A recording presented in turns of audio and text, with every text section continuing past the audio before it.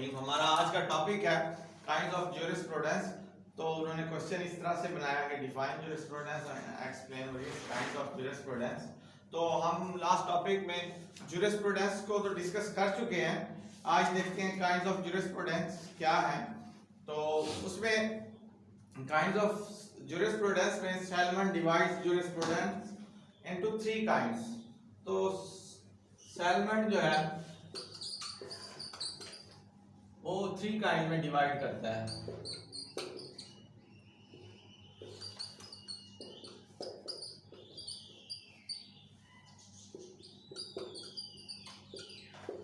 First kind है analytical jurisprudence.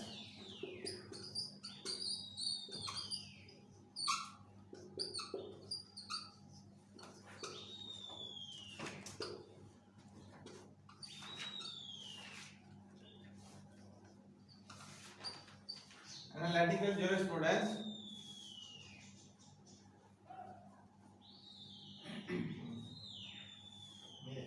ऐसे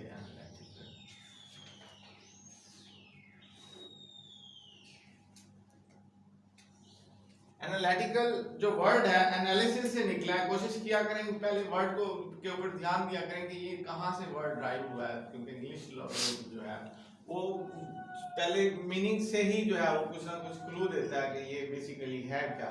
तो analytical jurisprudence deal with the analysis of basic principles of law. तो deal क्या करता है? Principle of law analysis deal with analysis of basic principle of analysis basic principles of law.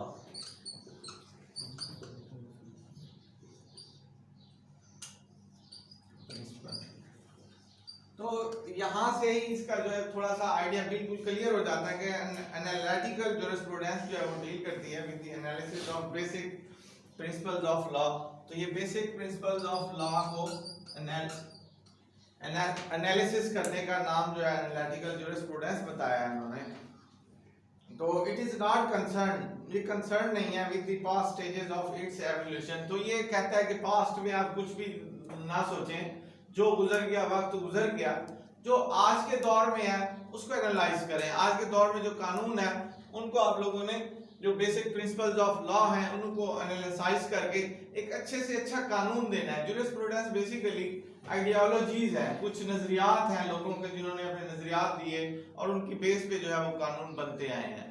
तो इसीलिए jurisprudence को जो है एक बड़ा मुकाम हासिल है लॉ में कि सबसे पहले इसको पढ़ते हैं तो ही इसकी फिलॉसफी समझ आती है कि कानून कैसे जो है क्रिएट करना है और कैसे लोगों के ऊपर इसको इन्फोर्स भी करना है। तो इसी बेस को जो है समझने के लिए उन्होंने ये थ्योरी पहले दी है कि ये थ्योरी भी समझना जरूरी है। ज्यूरिस्प्रूडेंस की जो थ्योरीज हैं उनमें काइंड्स ऑफ ज्यूरिस्प्रूडेंस है और आगे जो इसकी थ्योरीज हैं ज्यूरिस्प्रूडेंस पूरी एक मुकम्मल आपका जो है ना मुकम्मल सब्जेक्ट है jurisprudence.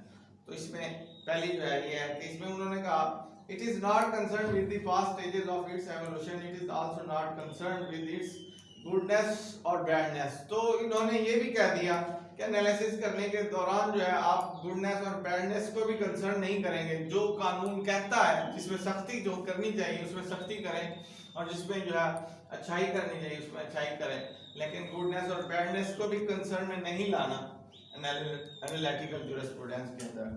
The purpose is to analyze and dissect the law of the land as it exists today। तो उसका बेसिक मकसद है एनालाइज करना और अच्छे से अच्छा जो है कानून को लेके आना है। इसीलिए हमसे जो है यूरोप आगे चला गया कि उन्होंने इन चीज़ों के ऊपर बहुत काम किया, ज्यूरिस्प्रूडेंस पे जो है बहुत काम किया और अच्छे से अच्छा कानून लेके आए अपनी सोसाइटियों में। तो ये इसकी फर्स्ट काइंड है। इसके बाद जो है नंबर 2 पे जो है वो है हिस्टोरिकल ज्यूरिस्प्रूडेंस। तो आगे कुछ आइडिया एनालिटिकल का। तो इसके बाद है हिस्टोरिकल ज्यूरिस्प्रूडेंस।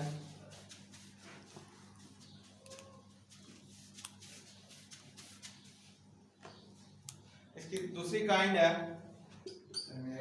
हाँ जी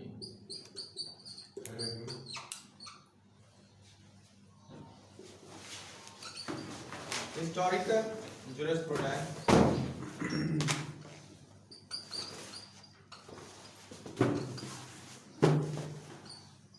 तो ये हिस्टोरिकल से मुराद हिस्ट्री से ही जो रिलेटेड है जूरिस्प्रूडेंस, तो उन्होंने इसको हिस्टोरिकल का नाम दिया है। Historical jurisprudence deal with the scientific study of evolution, जो साइंटिफिक डील करता है, deal with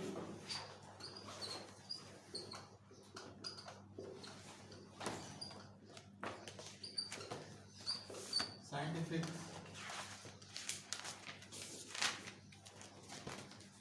deals with scientific study of evolution, जो इसके मराहिल हैं पिछले जिससे ये मजीद जो है डेवलप होती आई है। तो इससे इस चीज को जो है उन्होंने कहा है कि वो देखनी है कि ये कैसे कैसे जो है इसमें ग्रोथ आई है, कैसे कैसे ये आगे आज इस मुकाम पर आई है कि आज जूरिस्प्रूडेंस एक बहुत बड़े फलसफे का नाम है, इसके अंदर बहुत बड़ी फिलॉसफीज हैं लॉ ऑफ क्रिएशन की। तो historical jurisprudence deal with the scientific study of evolution and development of principles of law, और दूसरा जो है इसमें यही करना है कि ये कैसे डेवलप हुआ, ये जो प्रिंसिपल्स हैं लॉ के ये कैसे डेवलप हुए हैं, इसको भी देखने का नाम हिस्टोरिकल जूरिस्प्रूडेंस है। डेवलपमेंट ऑफ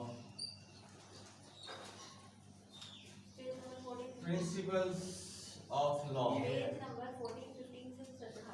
नहीं ये और सब बुक है, यही है टॉपिक है ना हमारे नोट्स में 15 है पेज उसमें 14 17 है। हाँ यहाँ पे 17 है सर, ये नोट्स हमारे और हैं। एंड में तो अच्छा, historical jurisprudence is the history of legal principles and conception of legal system. तो हिस्ट्री हिस्टोरिकल जूरिस्प्रूडेंस जो है वो हिस्ट्री है, हिस्ट्री ऑफ लीगल प्रिंसिपल्स है और कंसेप्ट है ऑफ लीगल सिस्टम के कंसेप्ट का नाम भी उन्होंने यही कहा कि ये हिस्टोरिकल जूरिस्प्रूडेंस है। तो ये इसकी हाँ जी ये इसकी दूसरी काइंड है। तो इसके बाद है एथिकल जूरिस्प्रूडेंस, नंबर 3 पे है।